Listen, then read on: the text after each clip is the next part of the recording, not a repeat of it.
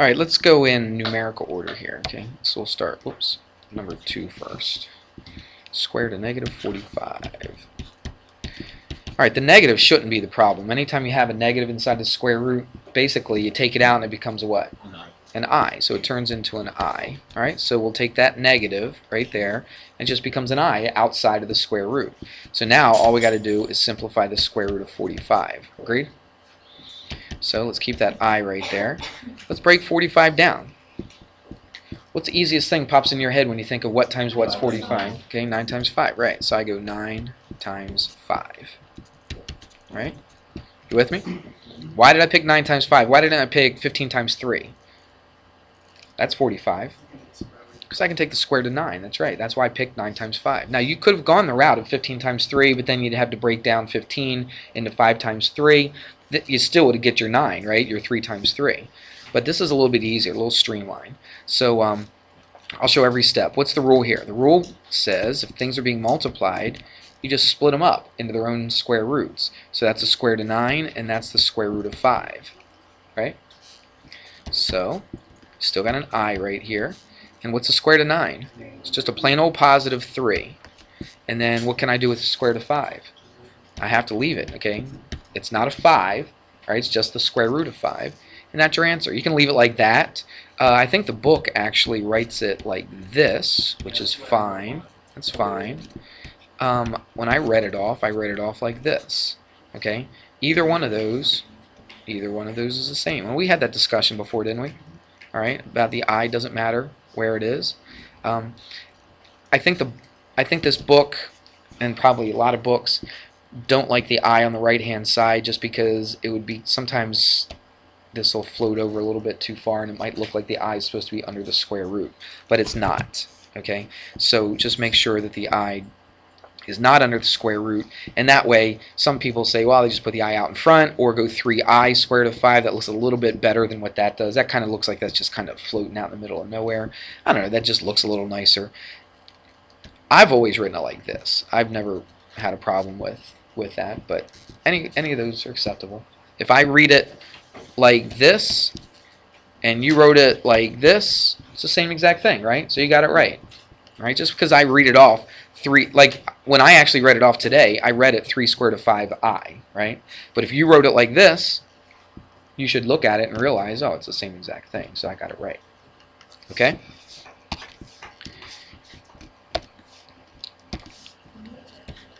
Let's do 3.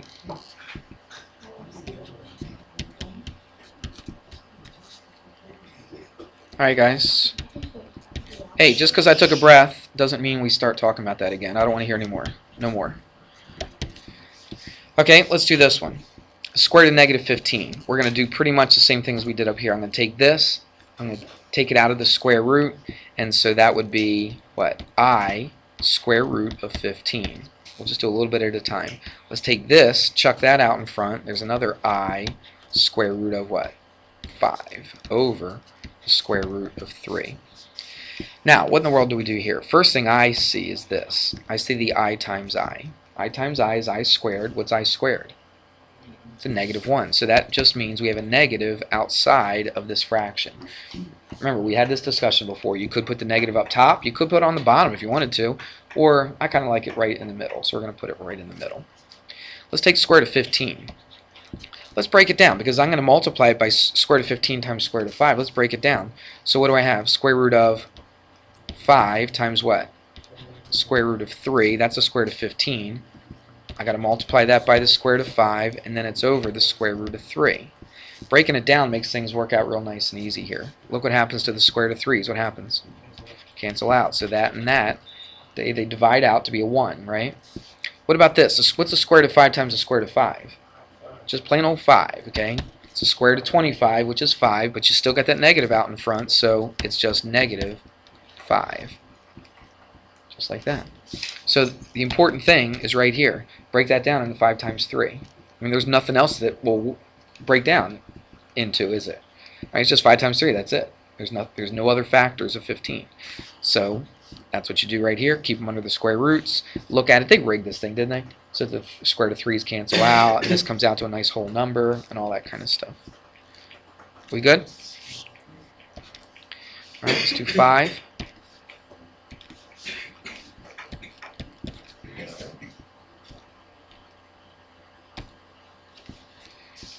Let's see, 7 plus 3i.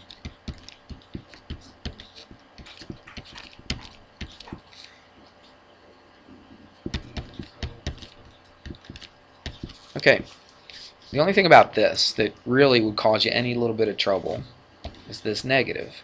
This negative is outside these parentheses, so what do we have to do? One word, distribute, right? Distribute that negative through both of these. There's nothing being multiplied by this parentheses, is there? So really, this parentheses is kind of unnecessary, to tell you the truth. So I'm just going to write 7 plus 3i. What do we get here? Plus 7, what? Minus I. Okay?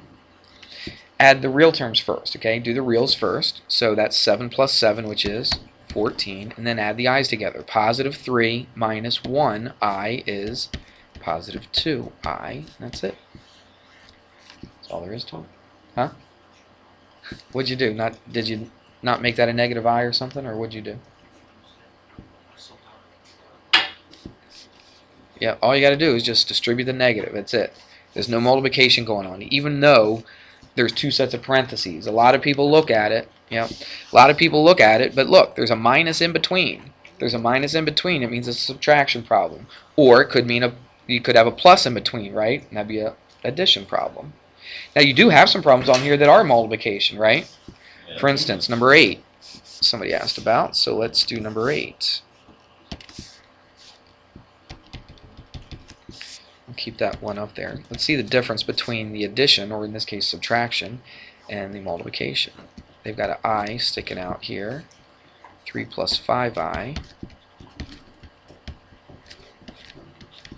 And 3 minus 5i.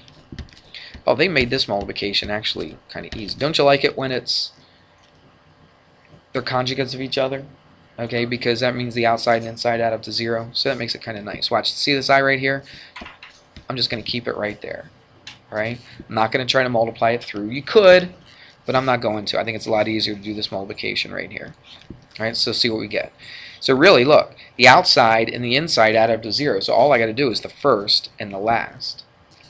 So let's multiply the first together. 3 times 3. That's 9. The outside and inside add up to 0, so let's just do the last. Positive times negative is negative. 5 times 5 is 25. And then I times I is I squared. Let's simplify everything in the parentheses first before I multiply by this I. So that's the last thing I'm going to do. So let's do this. Let's think about this a second. What's I squared? Negative 1. So that makes it a, right? That makes it a negative 1, and that makes that a positive. You see it? Because negative times negative is positive. So what's 9 plus 25? It's 34. Multiply that by I. So that multiplying by I was no big deal at all, was it? Alright, so I simplified everything inside of there. Stuck the I on the outside. Technically I multiplied them together. It's just 34i, and that's it. We good? Okay. Forgot the last one. 15. Okay, so we've done that one, we've done that one. Let's do 15. I don't know, does this dark blue show up? Is that hard to see? A little lighter. Okay. 15. 4 minus 2i over 6 plus 7i.